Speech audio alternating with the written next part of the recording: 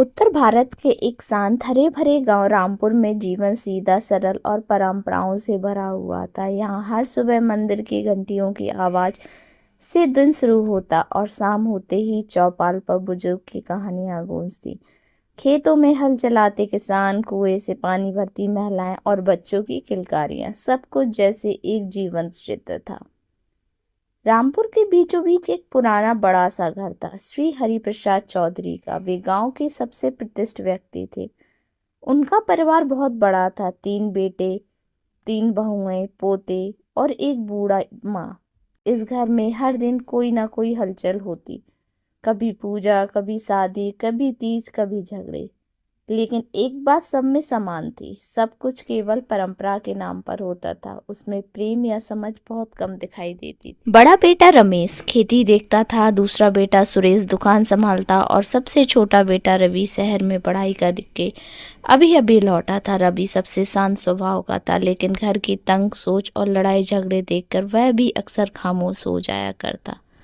घर की बहुएं सीमा, कविता, तीनों अपने अपने अहम और अधिकारों को लेकर अक्सर आपस में उलझी रहती थी। किसने कितना काम किया, कौन सास के साथ कितना बैठा, कौन पूजा में आगे रहा, इन बातों पर रोज बहस होती। घर में भक्ति थी पर शांति नहीं, पूजा थी पर प्रेम नहीं, नियम थे पर रिश्तों में मिठास नहीं। हरि प्रसाद अब चाहते थे कि रवि की शादी कर दी जाए। उन्होंने कई जगह रिश्ते देखे, लेकिन रवि हर बार मना कर देता था। मैं एक ऐसी लड़की से शादी करना चाहता हूँ जो सिर्फ सुंदर ना हो बल्कि संस्कारी हो, समझदार हो और सच्चे मन की हो। जिसका नाम था संध्या। संध्या का जन्म उत्तर प्रदेश में एक मध्य वर्गीय परिवार में हुआ था। उसका घर छोटा था लेकिन बहुत ही सुसंस्कारी। उसके पिता सरकारी स्कूल में अध्यापक थे और माँ एक गृहिणी। संध्या बचपन से ही शांत, गंभीर और संयमी स्वभाव की थी। जहाँ दूसरी लड़कियां खेलों या सजने संवरने में रुचि रखती थी, वहीं संध्या को किताबें पढ़ना, भजन गाना और मंदिर जाना बहुत पसंद था। हर रविवार को उसके गांव में सत्संग होता। ये सत्संग कोई साधारण सभा नहीं होती थी, बल्कि जीवन को बदल देने वाला अनुभव होता था। वहाँ संत महात्मा आते, जीवन के गुण रहस्य समझाते और भक्ति के महत्व को सिखाते। संध्या अपने माँ के साथ नियमित रूप से सत्संग जाती थी। धीरे धीरे वह भजन, प्रवचन और सेवा में रमने लगी। एक बार सत्संग में एक साध्वी ने कहा था, सेवा से बड़ा कोई योग नहीं और समर्पण से बड़ा कोई बल नहीं। यह बात संध्या के दिल में घर कर गई। उस दिन के बाद उसने तय किया कि वह जीवन में चाहे जहां भी जाए, सेवा, प्रेम और भक्ति को कभी नहीं छोड़ेगी। संध्या का जीवन अनुशासन से भरा हुआ था। वह सुबह जल्दी उठती, घर का काम करती, पढ़ाई में भी अव्वल रहती और शाम को सत्संग या मंदिर चली जाती। वह घर के बुजुर्गों की खूब सेवा करती थी। उसकी विनम्रता और संयम को देखकर हर कोई कहता, ये लड़की तो किसी बड़े घर की लक्ष्मी बनेगी। जब उसकी शादी चौधरी परिवार में तय हुई तो गांव भर में चर्चा होने लगी, देखना ये लड़की वहां के लड़ाई झगड़ों की बहुओं को रास्ता दिखाएगी। पर संध्या को इस सब का कोई घमंड नहीं था। उसे बस अपने संस्कारों पर भरोसा था। उसे विश्वास था कि यदि वह सच्चे मन से सेवा करेगी, प्रेम बांटेगी और प्रभु को अपना भाई मानकर राखी बांधेगी तो कोई भी घर बदल सकता है। संध्या के ससुराल चौधरी परिवार का नाम गांव में बड़ा था। जमीन जायदाद भी थी, पैसा भी, लेकिन घर का माहौल बिल्कुल विपरीत। वहीं 3 बहुएं पहले से थी, रेखा, परिमला और सरूद। तीनों पढ़ी लिखी थी, लेकिन आपस में बिल्कुल नहीं बनती थी। कोई भी काम बिना झगड़े के पूरा नहीं होता। सुबह चाय बनानी है, मैं रोज बनाऊं क्या? आज प्रमिला बनाएगी।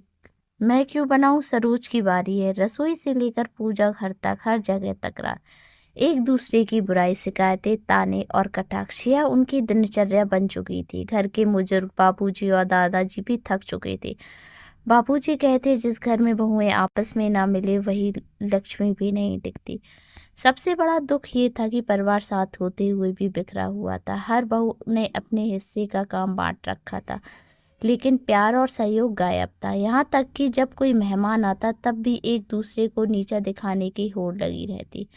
संध्या जब पहली बार घर में आई तो सबने उसे बहुत अच्छे से स्वागत किया, लेकिन यही सत्कार कुछ ही घंटों का था। अगली सुबह जब उसने देखा कि रसोई में मदद करने की कोशिश की तो रेखा ने ताना मारा, नई बहू अभी जोश में है, देखना एक हफ्ते में समझ आ जाएगा।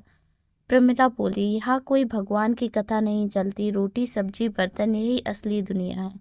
संध्या मुस्कुराई लेकिन उसने कुछ नहीं कहा। उसने देखा यहाँ सिर्फ काम की लड़ाई नहीं है, सम्मान की भूख, प्रेम की कमी और ईगो की दीवारें हैं। उसे समझ आ गया था यह घर को जोड़ने के लिए श्रम नहीं, सत्संग और संस्कार चाहिए। अब वह मन ही मन सोचने लगी, मैं कैसे इन बहनों को फिर से बहनों जैसा बना सकूं। उसने तय किया कि वह सिर्फ काम नहीं, प्यार और भक्ति से इस घर को बदलेगी। अगले दिन सूरज उगने से पहले ही संध्या उठ गई। स्नान कर, साड़ी पहन, माथे पर बड़ी सी बिंदी लगाकर उसने रसोई में कदम रखा। किसी को जगाए बिना वह चुपचाप चाय बना रही थी, अदरक, तुलसी और थोड़ी सी इलायची वाली। थोड़ी देर बाद एक एक करके सब जागे। सबने पहले दादा जी ने चाय पी और मुस्कुराकर बोले, बिल्कुल वैसी चाय बनी है जैसी मेरी माँ बनाती थी। फिर प्रेमला आई और थोड़े झुलझुलाते हुए पूछा, तुम क्यों सुबह सुबह उठ गई? ये हमारा काम है। संध्या ने विनम्रता से कहा, दीदी हम सब एक ही परिवार के सदस्य हैं, मैंने सोचा क्यों ना आज मैं कुछ बना दूं, आप लोग आराम करें। सरोज ने ताना मारते हुए कहा, अभी नई नई आई इसलिए मीठी मीठी बातें कर रही, 1 महीने बाद सब निकल जाएगा। रेखा हंस पड़ी लेकिन संध्या चुप रही। उसने सबको नाश्ते के लिए आमंत्रित किया, गर्मा गर्म पोहा, नारियल की चटनी और ऊपर से हल्की सी भक्ति भरी पृष्ठभूमि में बजता जय श्री राम जय श्री राम। सब हैरान थे, घर में पहली बार कोई भोजन करते समय भक्ति सुन रहा था। दादाजी बोले, सालों बाद ऐसा लग रहा है जैसे घर में सुकून उतर आया हो। संध्या ने फिर धीरे से सब बहुओं से कहा, दीदी हम सब एक घर की बेटी है, अगर हम मिलकर काम करें तो ना सिर्फ काम बल्कि घर में सुख शांति भी वृद्धि होगी। और जो सबसे ज्यादा काम करेगा उसे सबसे ज्यादा फल भी मिलेगा। अब जब इन्होंने यह सुनना कि पुण्य मिलता है काम करने से, तो अब तीनों भाइयों बहुओं में होड़ लगी रहती थी कि कौन सबसे पहले क्या काम करेगा। और सब लोग एक साथ मिलकर मंदिर भी जाया करते थे। यह सब देखकर गांव वाले भी हैरान हो गए कि आज तक ठाकुर परिवार की बहुएं कभी भी मंदिर नहीं आई थी। लेकिन अब कुछ और ही दृश्य था। अब सब लोग कहने लगे कि देखो, संध्या ने जाके चौधरी जी का परिवार भी बदल दिया। और इस तरह यह कहानी खत्म होती है कि कैसे एक सत्संगी बहू घर में आने से घर का माहौल ही नहीं बल्कि घर के गुणों में भी परिवर्तन हो जाता है। इसलिए इस कहानी के साथ हम लेते हैं आपसे विदा। आगे देखने के लिए प्लीज लाइक एंड सब्सक्राइब करें मेरे चैनल को।